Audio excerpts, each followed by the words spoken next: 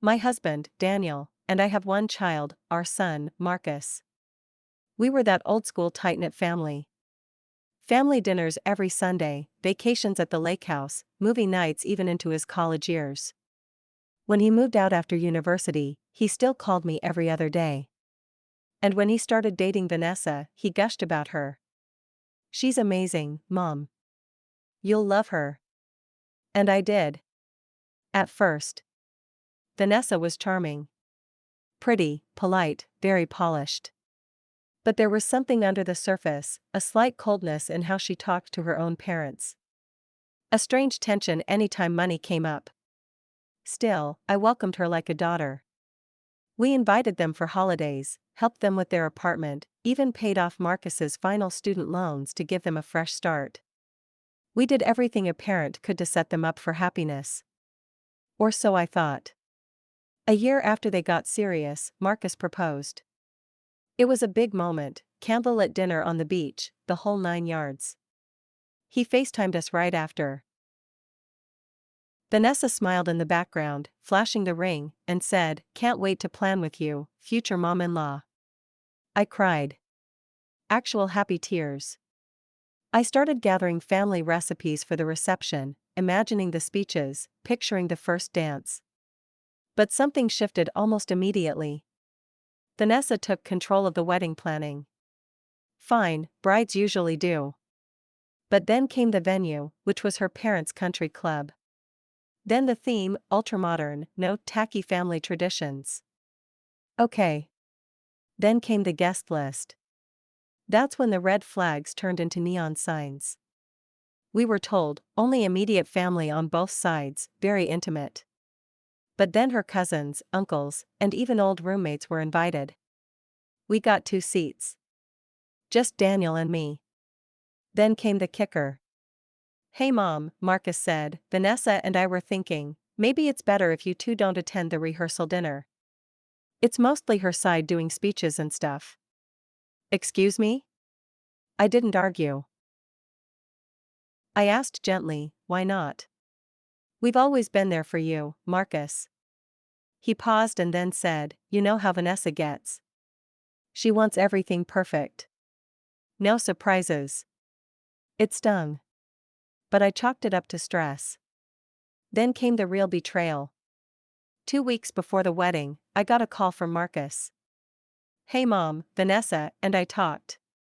We think it's best if you and Dad don't come to the actual wedding." At first, I laughed. Like he was joking.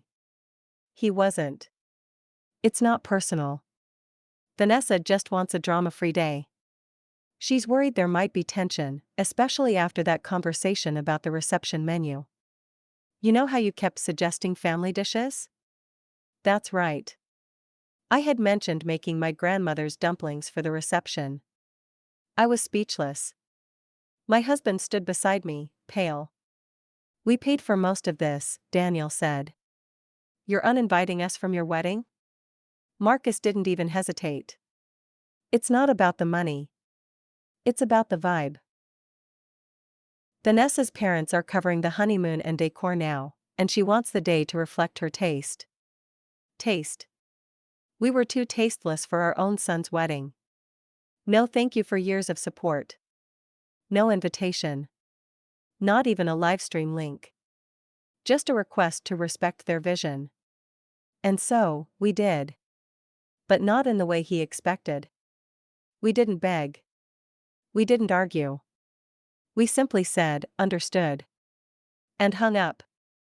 Daniel and I sat at the kitchen table in silence for a long time. He poured himself a glass of whiskey, something he only does when he's really upset.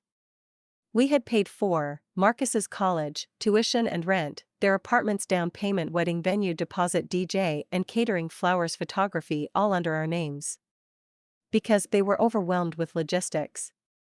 I went upstairs that night and gathered every single contract, invoice, and receipt. Everything we paid for. Daniel stared at me and said, "What are you planning?" I looked at him and replied, "We're just going to cancel everything. Peacefully." And that's what we did.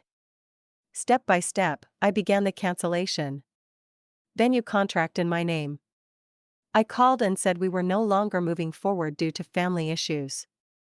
They were sympathetic and refunded us 80%. DJ and catering both had flexible cancellation clauses. Gone. Refunds returned to our account. Flowers only 25% paid up front.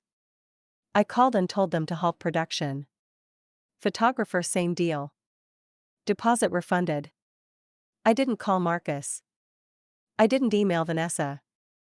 I didn't post online. I simply watched the wedding collapse silently like a house of cards. 3 days before the wedding, Marcus finally called, panicked.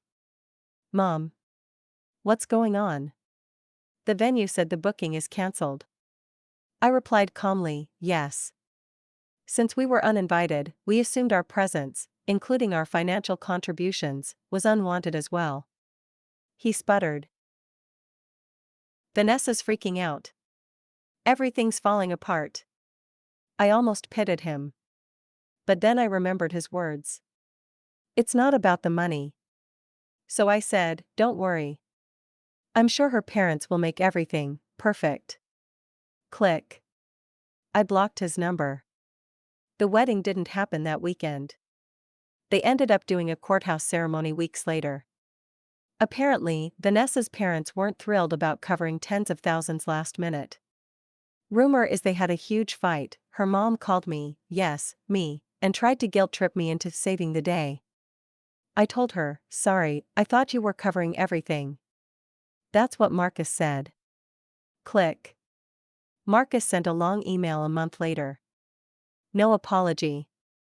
Just a lot of blame. You humiliated us. You knew this would destroy Vanessa's big day. I never responded.